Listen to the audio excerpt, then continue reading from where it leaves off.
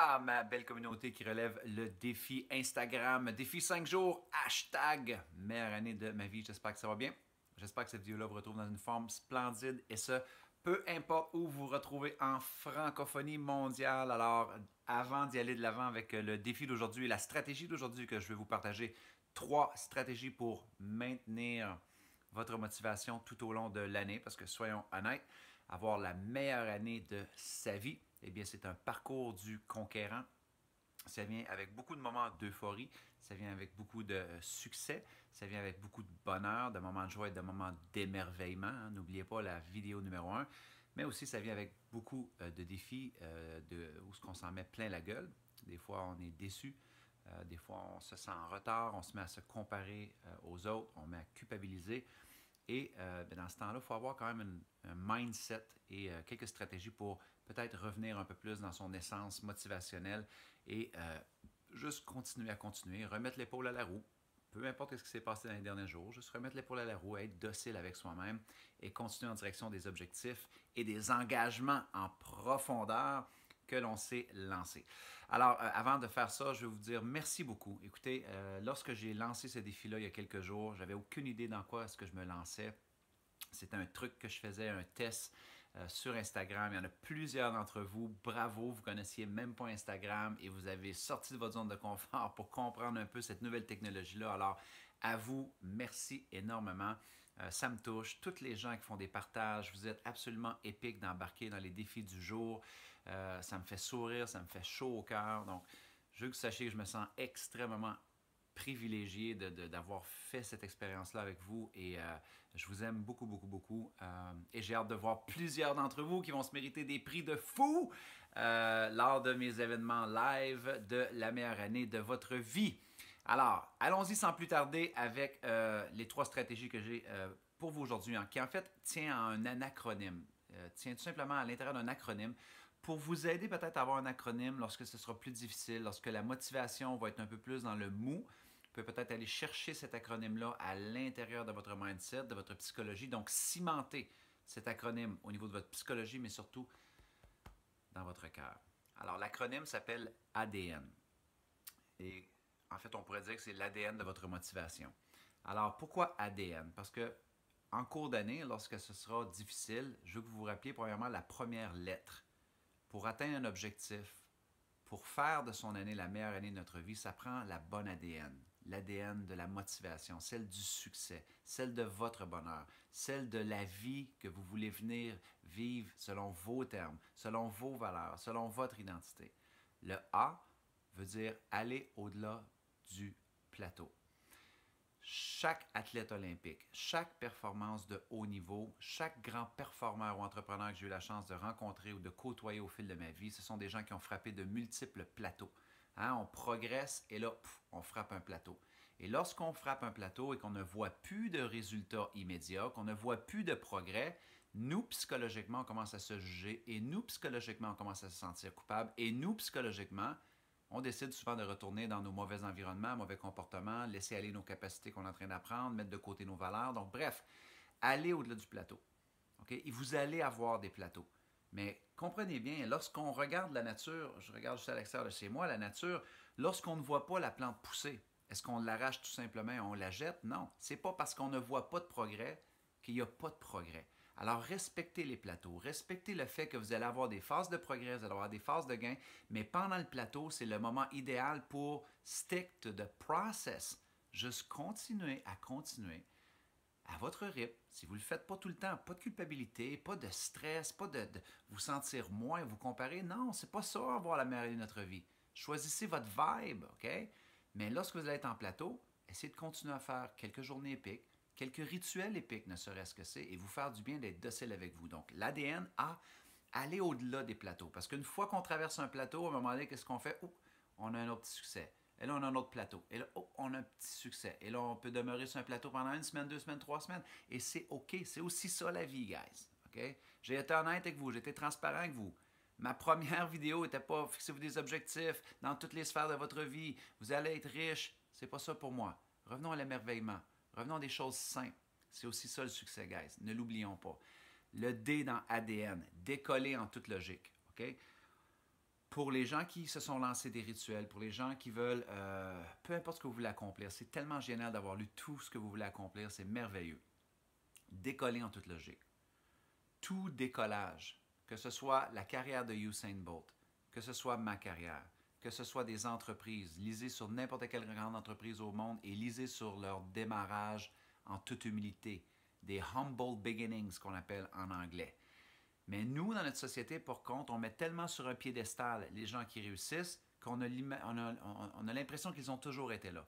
Ils ont toujours été brillants. Ils sont nés sous une belle étoile. Non, tout le monde a eu des décollages difficiles. Tout le monde a eu des débuts difficiles. Et par contre, pendant ces débuts-là, ils ont décidé d'avoir un bon mindset, ils ont décidé d'être prudents avec leur psychologie, de maintenir les bons rituels, de s'entourer d'un bon environnement, d'avoir le bon comportement, de développer des habiletés qui font en sorte qu'ils ont décollé en toute logique, le D. Okay? Vous pouvez même prendre l'analogie d'une navette spatiale, c'est très connu, ça a déjà souvent été cité comme analogie, mais lorsque Challenger, à l'époque, décollait à la grosse navette spatiale qu'on envoyait dans l'espace, eh bien, il y avait eu des études qui avaient été faites qui démontraient que seulement au décollage, la navette Challenger pouvait brûler jusqu'à 85% de son carburant. Et pourtant, malgré le fait qu'elle brûlait 85% de son carburant, ça lui permettait seulement de franchir 1/12 de la distance qu'elle allait lui permettre de se rendre sur la Lune. C'est un truc de fou.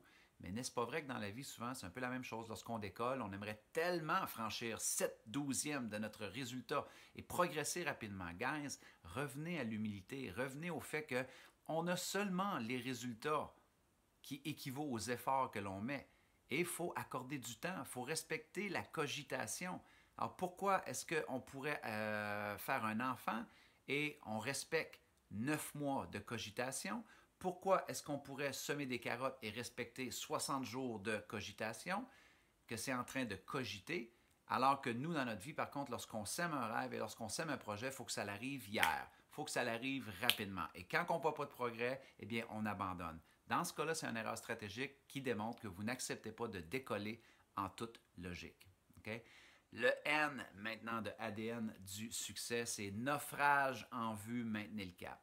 Voici une prédiction que j'ai pour vous cette année. Elle est très facile. Regardez dans ma boule de cristal.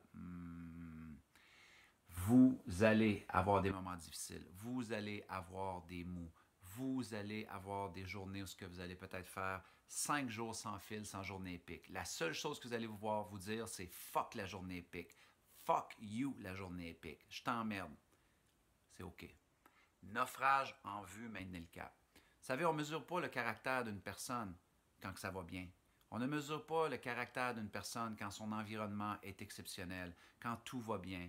On mesure le caractère d'une personne lorsqu'elle a un genou par terre, lorsqu'elle affronte des naufrages. Est-ce qu'on a la capacité de savoir qu'il y aura des naufrages, mais est-ce qu'on va utiliser ces naufrages-là pour se victimiser encore, se culpabiliser encore, se dire qu'on est une merde, se dire qu'on ne mérite pas le succès, se dire qu'on ne mérite pas l'argent, se dire que j'aurais dû écouter mes proches et arrêter de rêver en couleur? Est-ce qu'on va utiliser ces naufrages-là pour, encore une fois, justifier le fait qu'on abandonne nos rituels ou notre quête, ou on va être docile avec soi, on va être bienveillant avec la psychologie, et on sait très bien qu'après les 3, 4, 5 jours de merde ou les 2 semaines, peu importe ce qui va vous arriver, on doit revenir. On doit revenir en selle. On doit revenir sur les rails et remettre notre locomotive sur les rails parce qu'il y aura des naufrages en vue. Ça fait partie de l'aventure. Je vous le dis, guys, j'ai eu le privilège énorme de rencontrer de très, très grands Olympiens, des grands entrepreneurs, de travailler pour certaines des plus grandes organisations au monde, certaines des marques que vous admirez. J'ai eu la chance d'aller à l'interne de l'organisation. Je peux vous dire, je ne connais pas personne qui est un gagnant et qui est un résilient, qui est un conquérant ou une conquérante de la vie, qui n'a pas appris à gérer ses naufrages. Il y en a qui sont plus difficiles que d'autres, je vous l'accorde. Moi, ça va faire 3 ans, le 28 janvier, il y a 3 ans, je perdais mon meilleur ami de 17 ans d'amitié. C'est mon voisin, il restait juste de l'autre côté. Un accident bête de motoneige. Il s'est fait frapper par un camion remorque et il a été propulsé à 300 pieds dans la forêt. Un décès extrêmement violent, laissait dans le deuil son petit garçon Maxime, son épouse Christiane. Ça m'a pris 3 mois. 3 mois. Et plus, même encore des fois, je suis triste. Des fois, encore une fois, je pense à lui. J'ai des petites rages d'injustice. Mais j'ai des choix à faire par rapport à ça. C'est soit que je vais décider d'honorer sa vie, c'est soit que je vais décider de me dire, merde, j'ai encore le choix d'être en vie ici, de faire mon chef-d'œuvre, ou j'ai le choix de m'apitoyer sur mon sort constamment parce que j'ai perdu mon meilleur ami. Donc, j'ai le choix de me dire, la vie, je t'emmerde parce que tu m'as enlevé mon meilleur ami. Ou soit que j'essaie d'avoir la perspective d'un gagnant et de me dire, cette vie-là qui m'a enlevé mon meilleur ami, c'est aussi cette vie-là qui m'a donné 17 ans exceptionnels avec cet être humain-là. Tout est une question de perspective quand on est dans un naufrage. Oui, des fois, il faut donner le temps parce que le temps, des fois, ça peut guérir des blessures et mettre un baume sur la plaie. Mais en même temps, il ne faut pas oublier qu'il faut prendre une grande responsabilité de notre aventure lorsqu'on va faire face à des naufrages. Le N, naufrage en vue, maintenez le cap. Alors voilà mes amis, votre défi de la journée sera très simple. Vous l'avez vu dans le courriel, eh bien tout simplement prenez une photo d'une personne ou des personnes pour lesquelles vous êtes reconnaissante, la gratitude, ou ça peut être un objet, ça peut être la nature, on a parlé de la nature tantôt, quelque chose qui vous met dans cet état de gratitude-là, parce que s'il y a une vibration, s'il y a une émotion que je sais qui peut littéralement vous transporter très souvent tout au long de l'année, quand vous devez aller au-delà du plateau, quand vous devez décoller en toute logique, quand vous devez faire face à des naufrages en vue, c'est la gratitude. Impossible d'être dans des choses négatives lorsqu'on est dans cet état de gratitude-là. Donc, tout simplement me partager un truc qui vous met dans la gratitude. Une personne, un objet, une photo de la nature, peu importe. Et écrivez-moi en quelques lignes pourquoi ça vous met dans une émotion de gratitude, pourquoi vous êtes reconnaissant envers ces personnes-là. N'oubliez pas de taguer hashtag meilleure année de ma vie ou de mettre certainement aussi mon compte à commercial Martin Latulippe, barre dessous CSP ou communément pourquoi changer la tradition, le underscore, yes! Et moi, je vais voir que vous participez. Et demain, on aura une grosse vague d'annonces de participants avec une petite surprise aussi sur un message très, très, très important en guise de conclusion pour ce défi-là. Je vous aime beaucoup. Merci énormément. Bonne journée tout le monde. Bye!